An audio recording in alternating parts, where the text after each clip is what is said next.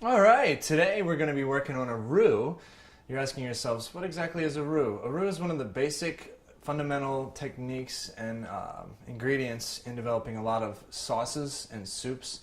It's been used in kitchens across the world for hundreds of years. It was developed by Chef Escoffier, and it's two simple ingredients: fat and flour.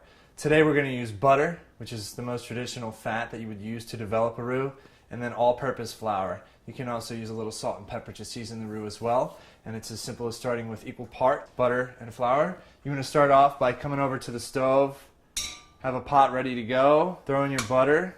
We're going to want to turn the heat up, about a medium heat, because you want to melt the butter, but you definitely don't want to do any browning or burning of the butter.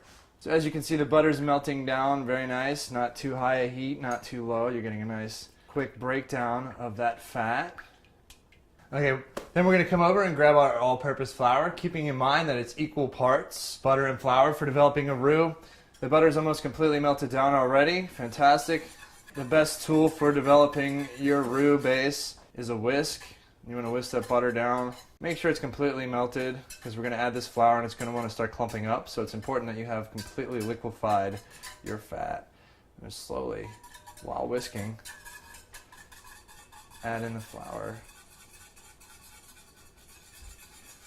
and develop that roux. And as you can see, it's already starting to thicken nicely.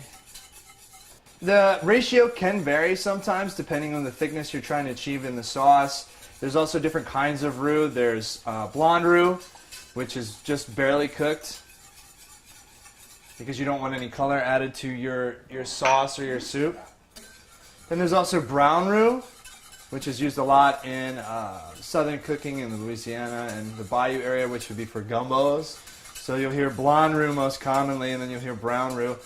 Keeping in mind you want to minimize how dark you let it get. You can see it's starting to simmer, so we want to turn our heat down and make sure it's extremely low to avoid scorching. Once you've added the flour, you have this thick consistency, and you're going to want to keep your heat low so you don't risk burning any of those flour granules. As you can see, we're doing a pretty good job right now. We're not scorching. We've got a nice thick roux developing. If it's still too hot with the heat on low, just pull it off to another burner and you're good to go. Keep whisking. So we've just finished the roux. We want to pull it off the heat.